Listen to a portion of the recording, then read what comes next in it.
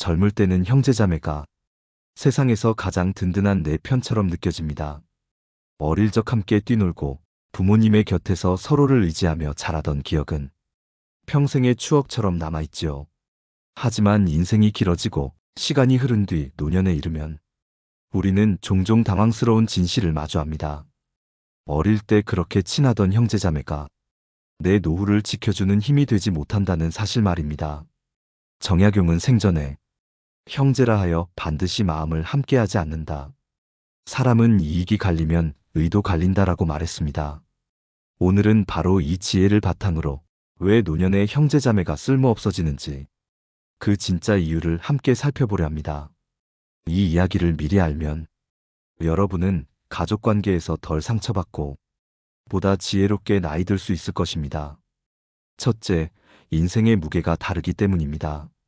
젊을 때는 비슷한 환경에서 자랐어도 결혼, 직장, 자녀 문제를 지나면서 각자가 전혀 다른 삶을 살게 됩니다. 돈과 건강, 배우자와 자식 문제로 인생이 달라지면서 형제자매 간의 공감은 점점 줄어듭니다. 어릴 적 한 지붕 아래 살던 정은 사라지고 서로의 삶을 이해할 여유도 이야기를 나눌 시간도 사라집니다. 둘째, 부모라는 연결고리가 사라지기 때문입니다. 대부분의 형제자매는 부모라는 중심을 통해 자연스럽게 관계를 유지합니다. 명절, 생일, 제사 같은 행사로 모이지만 부모님이 세상을 떠나면 이 만남의 이유가 함께 사라집니다.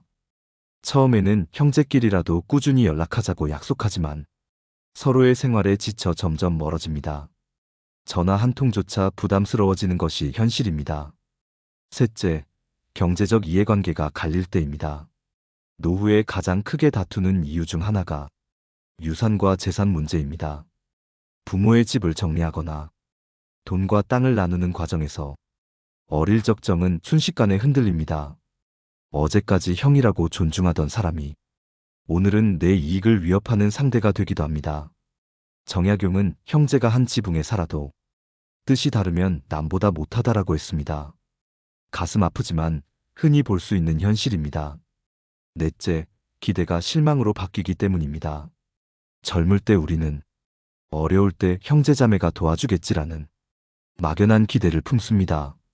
하지만 정작 노년의 병을 앓거나 경제적으로 어려워지면 그 기대가 허망함으로 돌아오는 경우가 많습니다. 서로의 삶이 버거워 남을 도울 힘이 없거나 이미 정서적으로 멀어진 상태일 때가 많지요. 이때 받는 실망은 낯선 사람에게 당하는 것보다 훨씬 큰 상처가 됩니다.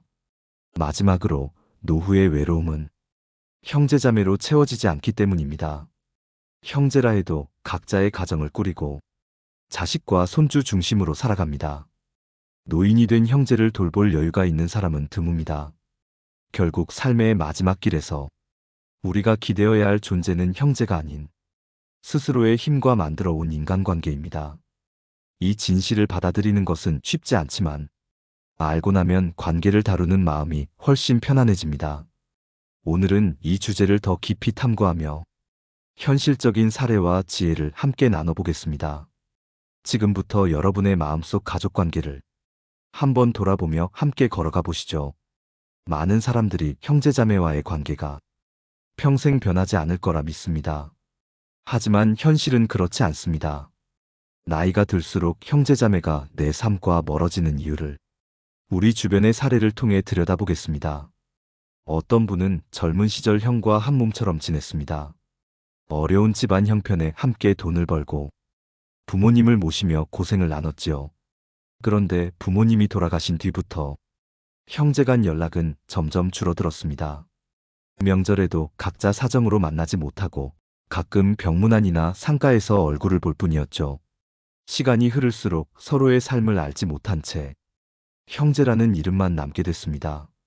또 다른 분은 부모님의 집을 정리하면서 큰 갈등을 겪었습니다.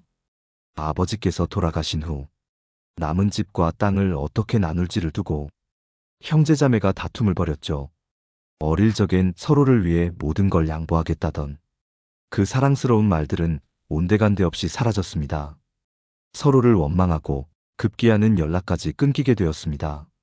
수십 년의 정이 돈 앞에서 흔들리는 장면은 생각보다 흔히 볼 수 있는 일입니다. 병간호 문제도 형제 사이를 멀어지게 만듭니다. 어머니가 중병에 걸리자 가족들이 모여 간병을 논의했지만 누가 시간을 내고 누가 비용을 부담할지를 두고 끝없는 신경전이 이어졌습니다. 결국 한 사람만이 모든 책임을 짊어지고 다른 형제들은 뒷전으로 물러섰죠. 책임을 지는 쪽은 서운함과 분노를 느끼고 멀어진 마음은 쉽게 회복되지 않았습니다. 노년의 형제자매에게 기대했다가 실망한 이야기도 많습니다. 한 어르신은 생활이 어려워졌을 때 형에게 잠시 도움을 청했지만 나도 힘들다는 대답만 돌아왔습니다. 어릴 때 함께했던 추억이 순간적으로 무너지는 느낌이었다고 합니다. 이 일 이후로 그는 형과 거의 연락하지 않게 되었지요. 또 어떤 노부부는 자녀와 멀리 떨어져 살면서 형제들과의 왕래를 의지하려 했습니다. 하지만 바쁘다는 이유로 형제들은 좀처럼 찾아오지 않았습니다. 명절에도 연락 한 통으로 끝나는 관계가 되었죠. 서로의 삶이 너무 달라진 탓에 예전의 친밀감은 사라지고 형제는 그저 혈연으로만 남았습니다. 이런 사례를 들여다보면 한 가지 공통점을 발견하게 됩니다. 형제자매는 인생의 초반기에는 가장 가까운 동반자 같지만 각자의 삶이 자리 잡고 부모라는 중심이 사라질수록 서로의 삶을 이해하고 지지하기가 어려워진다는 점입니다. 정약용이 말했듯 가까운 듯하나 마음은 흩어지기 쉽고 의가 깊다 해도 이익이 끼면 무너진다는 진리가 세월이 흐른 후 우리에게 실감으로 다가옵니다. 이 사실을 아는 것은 슬프지만 동시에 큰 깨달음이 됩니다. 이제부터 우리는 형제자매에게 과도한 기대를 내려놓을 수 있고 상처를 덜 받으며 내 삶의 주인이 되는 길을 준비할 수 있습니다. 곧 이어서 이 변화 속에서 우리가 가져야 할 지혜를 함께 나눠보겠습니다. 형제자매가 나이가 들수록 우리 삶에서 힘이 되어주지 못하는 데는 분명한 이유가 있습니다. 정약용은 인간관계의 본질을 꿰뚫으며 이런 관계의 변화를 오래전부터 통찰했습니다. 첫째, 삶의 무게가 달라지기 때문입니다. 젊을 때는 비슷한 출발선에서 같이 공부하고 같이 힘들게 일하며 공감할 수 있었습니다. 하지만 세월이 지나면 각자의 삶은 완전히 다른 궤도로 흘러갑니다. 누군가는 사업의 성공에 부유해지고 누군가는 병으로 오래 고생하거나 경제적으로 힘들어질 수 있습니다. 삶의 간극이 커질수록 이야기가 통하지 않고 서로의 처지를 이해하기 어렵게 됩니다. 정약용은 길이 같지 않으면 함께 갈 수 없다고 말했습니다. 한때 같은 길을 걷던 형제도 이제는 서로 다른 세상에 살고 있는 것이죠. 둘째, 부모라는 연결고리가 사라지기 때문입니다. 형제자매는 사실 부모라는 중심을 매개로 끈끈하게 이어져 있었습니다. 명절에 모이고 연락을 유지하던 이유도 부모님의 존재가 있었기 때문입니다. 하지만 부모님이 돌아가시면 그 중심은 쉽게 무너집니다. 집안의 전통도 사라지고 각자의 가정이 우선순위가 되면서 형제관계는 점점 멀어집니다. 정약용은 사람의 정은 물처럼 흘러간다고 했습니다. 그 말처럼 부모라는 큰 강줄기가 끊어지면 각자의 작은 개천은 자연스레 흩어집니다. 셋째, 이익이 개입되는 순간 의가 흔들리기 때문입니다. 재산 분할, 간병비, 유산, 이 모든 현실적인 문제들이 형제 사이를 시험합니다. 젊을 때는 무조건 나눌 수 있다고 믿지만 노년의 삶은 각자 생계가 걸린 싸움이 되기도 합니다. 정약용은 친척은 돈 때문에 멀어지고 벗은 애 때문에 멀어진다라고 말했습니다. 형제자매가 이익을 두고 대립하면 그간의 정은 한순간에 무너집니다. 넷째, 기대가 실망으로 바뀌기 때문입니다. 어릴 때 의지했던 형이나 누나, 힘들 때 늘 도와주던 동생에게 노년에도 똑같은 마음을 바랄 수 있을까요? 하지만 현실은 그렇지 않습니다. 각자의 가정이 있고 자식 키우고 삶을 지키는데 급급합니다. 서로를 도울 여력이 없을 때 우리는 실망을 경험합니다. 이 실망이 쌓이면 연락조차 끊어지게 됩니다. 다섯째, 시간과 정성이 쌓이지 않으면 관계는 유지되지 않기 때문입니다. 형제니까 당연히 평생 함께할 것이라 믿지만 그것은 환상일 뿐입니다. 정약용은 정은 가꾸지 않으면 메마른다고 했습니다. 성인이 된 후 각자의 가정과 일에 몰두하면서 정작 형제와의 관계를 돌볼 시간은 줄어듭니다. 그 결과 언젠가 연락을 해도 낯선 사람처럼 느껴지기도 하지요. 이처럼 형제자매 관계가 약해지는 건 누구의 잘못이 아닙니다. 삶의 구조와 본성이 그렇게 흘러가는 것입니다. 하지만 이 진실을 아는 것은 우리에게 힘이 됩니다. 기대와 현실의 간극을 줄이고 스스로의 삶을 준비할 수 있게 되기 때문입니다. 정약용은 이렇게 조언했습니다.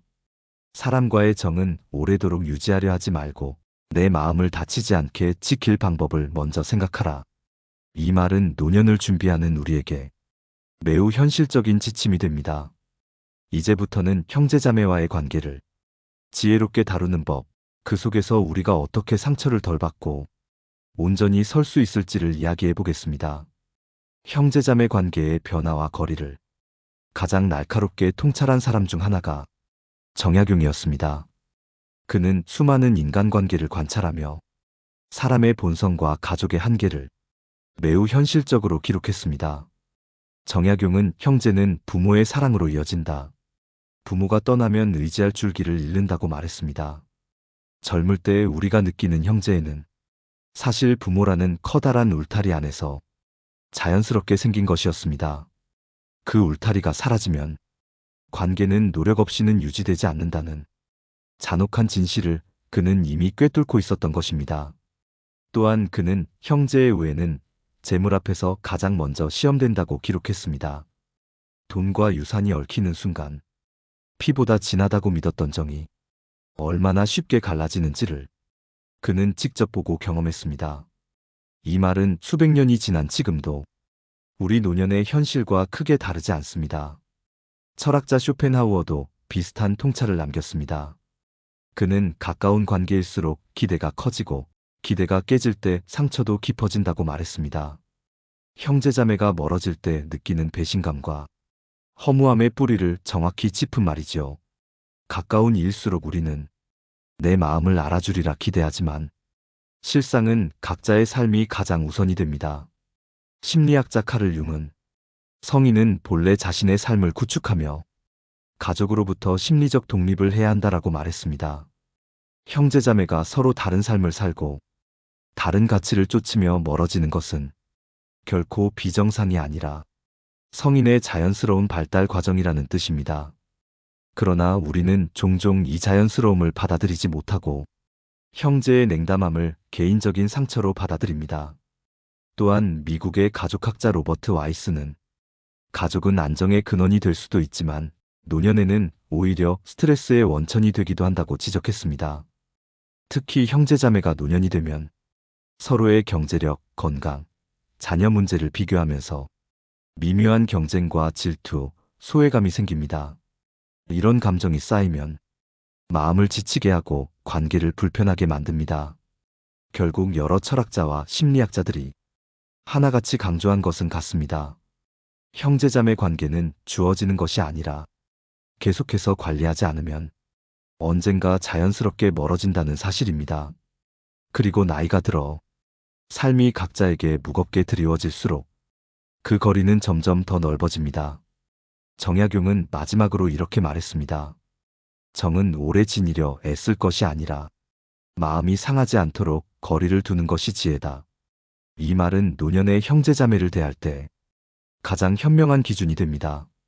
우리가 기대를 내려놓고 적절한 거리를 두며 마음을 지킬 수 있을 때 관계는 오히려 편안해집니다. 이제 다음에서는 이런 통찰을 바탕으로 노년의 형제자매 관계를 현명하게 관리하는 방법과 마음의 평화를 지키는 길을 이야기하겠습니다. 이제 형제자매 관계를 현실적으로 관리하며 마음을 지키는 구체적인 방법을 살펴보겠습니다. 여러분이 나이 들어 겪게 될 갈등과 소모를 줄이고 조용한 평화를 얻기 위해 꼭 기억해야 할 몇 가지 원칙입니다. 첫째, 기대치를 낮추어야 합니다. 형제자매는 내 삶을 책임질 의무가 없습니다. 젊을 때는 도움을 주고받을 수 있었어도 노년에는 각자의 가정과 건강, 경제적 부담이 더 커집니다. 이때 예전처럼 무언가를 기대하면 실망이 곧 분노가 되고 관계가 틀어질 위험이 있습니다. 기대하지 않을 때 받는 작은 배려가 오히려 감사로 다가옵니다. 둘째, 금전 문제를 얽히지 않게 하십시오. 돈은 형제자매 사이의 정을 가장 빠르게 갉아먹는 요소입니다.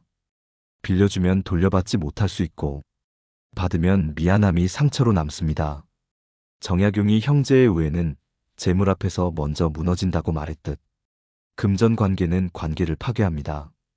도움을 주고받아야 한다면 명확한 기록을 남기거나 애초에 줄 수 있는 만큼만 베푸는 것이 좋습니다. 셋째, 비교하지 말아야 합니다. 누구 집 자식이 더 성공했는지, 누가 더 효도하는지, 누가 더 부유한지는 노년의 마음을 병들게 만드는 독입니다. 비교는 열등감을 부르고 질투를 키우며 관계의 균열을 넓히기만 합니다. 형제자매는 각자의 삶을 살아왔고 그 길은 결코 같을 수 없음을 인정하는 것이 편안함의 시작입니다. 넷째, 만남의 빈도를 조절하세요. 가까이 지낼수록 갈등이 생기기 쉽습니다. 멀리하라는 것이 아니라 지나친 간섭과 잦은 방문을 줄이라는 뜻입니다. 가끔 연락하고 특별한 날에만 얼굴을 보는 정도가 오히려 관계를 오래 유지하게 합니다. 정약용이 말한 마음을 상하지 않게 하는 거리가 바로 이것입니다. 다섯째, 자신의 노후를 스스로 책임져야 합니다. 형제자매에게 기대어 살겠다는 생각은 끝내 실망으로 돌아옵니다. 경제적, 정서적 자립은 관계를 지키는 가장 큰 방패입니다. 내가 내 삶을 책임질 때 형제자매와의 만남도 부담이 아닌 따뜻한 여유가 됩니다. 이 5가지 원칙은 형제자매를 미워하거나 끊으라는 뜻이 아닙니다. 오히려 무너지는 기대를 내려놓고 서로를 존중하며 필요 이상의 상처를 피하는 지혜입니다. 이렇게 관계를 관리하면 형제자매는 부담이 아니라 가끔 그리운 추억으로 남을 수 있습니다. 다음에서는 이런 현실적 조언을 넘어 마음을 더 단단히 지킬 수 있는 정서적 통찰과 위안을 전하겠습니다. 나이가 들수록 형제자매 관계가 마음을 지치게 만드는 이유는 결국 감정의 균형을 잃기 때문입니다. 오래 함께한 가족이라 해서 내 마음을 당연히 이해해 줄 것이라는 기대가 끝없는 상처를 부르는 시작이 됩니다. 이제는 그 기대에서 벗어나 나를 지키는 감정적 거리두기를 배워야 할 때입니다. 첫째, 서운함을 오래 품지 않는 연습이 필요합니다. 형제자매에게서 받은 상처는 생각보다 오래 남습니다. 하지만 나이가 들면 서운함을 해결할 힘도 대화를 통해 풀어낼 에너지도 줄어듭니다. 마음을 갉아먹는 감정에 내 삶의 시간을 허비하지 않기 위해 서운한 감정이 올라올 때 그럴 수도 있지라고 한 발 물러서는 훈련이 필요합니다. 이는 나 자신을 위한 평화의 선택입니다. 둘째, 연민과 존중을 동시에 가지는 태도가 중요합니다. 형제자매도 결국 나처럼 나이 들며 몸이 아프고 삶에 지친 한 인간일 뿐입니다. 젊을 때처럼 에너지 넘치지 못하고 성격이 더 까칠해질 수도 있습니다. 그럴 때 분노하기보다 저 사람도 힘들구나라고 바라보면 내 마음이 한결 가벼워집니다. 그러나 연민이 존중을 잃어서는 안 됩니다. 내 경계와 자존을 지키며 상대의 삶을 인정하는 균형이 필요합니다. 셋째, 추억은 간직하되 현재를 집착하지 않는 태도가 필요합니다. 어릴 적 형제자매와 함께 웃던 기억은 소중한 인생의 일부입니다. 하지만 그 추억이 현재의 기대가 되면 실망으로 이어집니다. 지금은 각자 다른 길을 걷고 있음을 받아들이고 과거는 따뜻한 기억으로만 두어야 관계가 부담이 되지 않습니다. 넷째, 내 삶의 중심을 형제자매에서 떼어내야 합니다. 노년의 외로움 때문에 형제자매와 자주 연락하려 하다 보면 기대와 서운함이 동시에 커집니다. 이제는 내 삶을 채워줄 취미, 친구, 이웃, 작은 사회적 관계를 만들어야 합니다. 내 삶의 중심이 다양해질수록 형제자매와의 거리는 자연스럽게 건강해집니다.